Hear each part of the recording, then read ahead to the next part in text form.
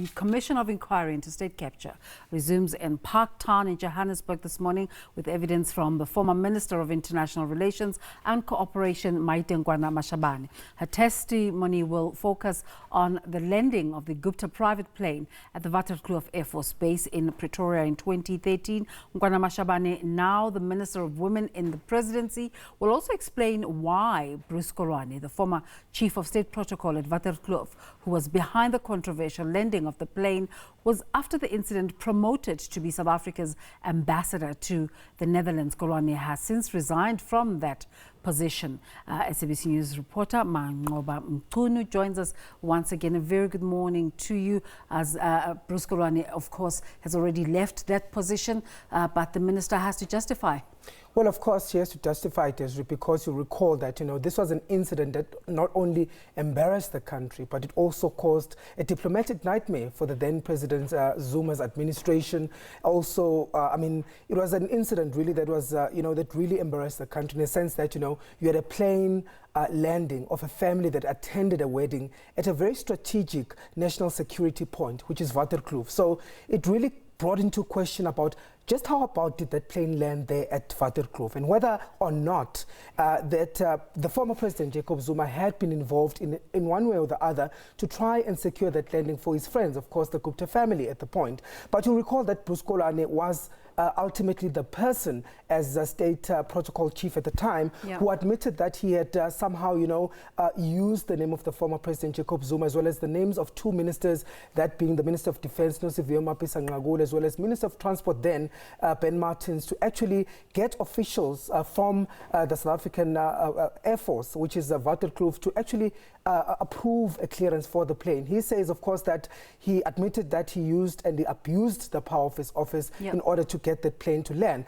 But despite those admissions, Desiree, he was still promoted to being an ambassador to Netherlands. Of course, that happened a few months after he came out, and many people at the time believed that Bruce Koloane was simply the fall guy at the time for what had happened at Waterkloof, and that he was really protecting some people and not mentioning certain things. But then the idea, or the idea into people's mind at the time, was that he was simply promoted because of the fact that he protected a few individuals, and some even alluding to the fact that he might have protected the then president, former President Jacob Zuma at the time. So the question is, why was he promoted? And that's the question that Maite Nkoana will have to answer today.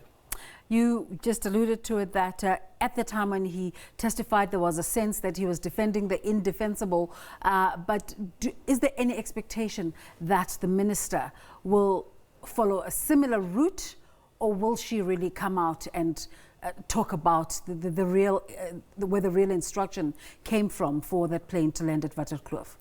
Well, interestingly, Desiree, you recall that Bruce Koloane himself has said that, none of the ministers were involved in all of this. In fact, he exonerated the Defense Minister, Mapisa-Nqakula, as well as Ben Martins, and said that, they were not the ones who issued the instructions.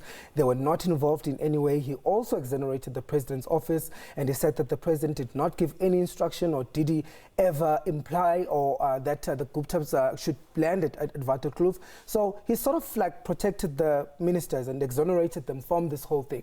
And in all of this, there was never a mention of the Minister of International Relations at the time, who is Maite Nkoana-Mashabane. So really, we don't expect much from her, but just to explain and give her side of the story as to why Bruce Koloane was really given that position despite the damning findings. He had admitted to guilt that he had name dropped and that he had abused power, but despite that, he was then made the ambassador of the Netherlands. Of course, they spoke about the issue that he was well experienced at the time. He had been a diplomat for many years working in Asia, and that he was really one of the best diplomats that they had at the time. But with such a scandal, what warranted that promotion?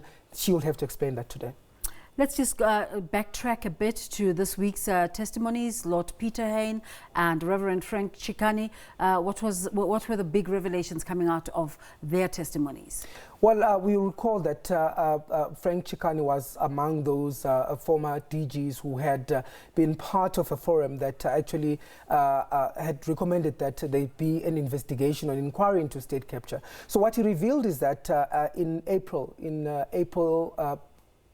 2011, he said that he had met the then DG of GCIS, Themba Maseko, who had then asked for advice from him with regards to an instruction that he had received from former President Jacob Zuma to go and meet with the Guptas. Of course, you recall that Themba Maseko testified that he was asked by the president to assist the Gupta family secure a 600 million rand advertising deal. So he says that Themba Maseko came to him for advice, and of course he said, go to the meeting and hear what they say.